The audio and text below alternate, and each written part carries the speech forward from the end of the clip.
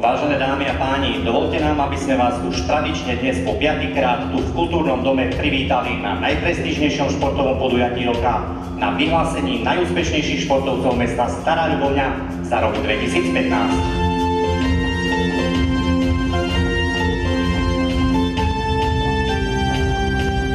Úchvatný, aj takto jedným slovom by sa dal charakterizovať gala večer, ktorý dal slávnostnú bodku za uplynulým športovým rokom.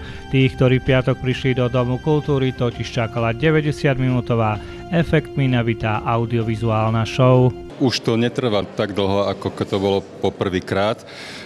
Vychytávame pomaličky všetky tie muchy, tie malé zádrhely, ktoré sa vyskytnú. Zlepšujeme sa technikou a hlavne pre mňa je najúžasnejšia vec to, že sa vytvoril okolo mňa naozaj skvelý tím ľudí, ktorí majú túto činnosť radi a stále prichádzajú s novými nápadmi. Aj keď publikum očarila hudba, les rečí, video, vizitky z dielne ľubovnianskej mediálnej spoločnosti, v centre pozornosti boli samozrejme športovci.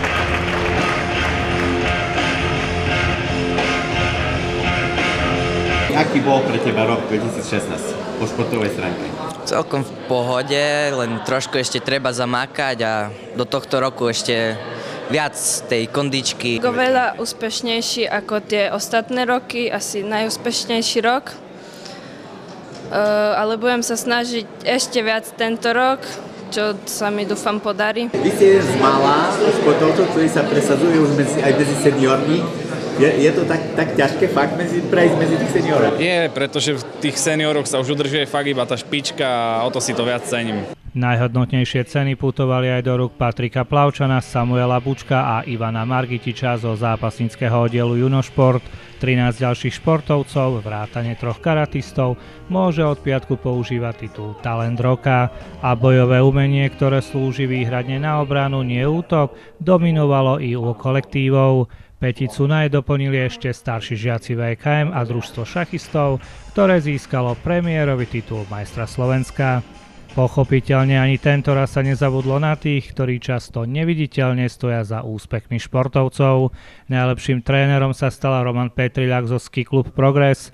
Cenu za celoživotný prínos pre šport si prevzal bežec Ladislav Fiamčík spolu s trénerom, pedagógom a stále aktívnym športovcom Igorom Fabianom. No ja ďakujem v prvom rade otcovi, že ma viedol k tomu športu.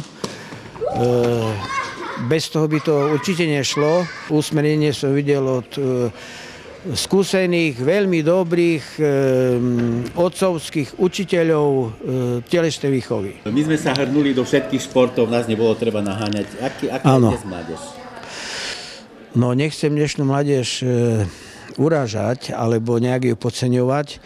Podľa mňa má predpoklady telesne také isté, jak sme mali my. Len to zázemie není také, ako bolo. V Starej Ľubovni našťastie nikdy nebola núdza o dobrých športovcov. Po vzore z minulosti však i tento rok ovládli vyhlasovanie individuálne, v drvivej väčšine silové športy. Rozmýšľali sme aj o tom, že trošku zmeníme tie kritériá, stále sa na tú tému v športovej komisii rozprávame. No chcem povedať to hlavné, že našim cieľom v tom vyhodnocovaní tých športovcov nie je to urobiť z toho nejakú súťaž, kto je najlepší. Je to skôr v tom povzbudiť mladé talenty, aby športovali. A taká moja filozofia je, v ktoromkoľvek športe sú tí mladí. Hlavná vec, že tam sú. To je najdôležitejšie.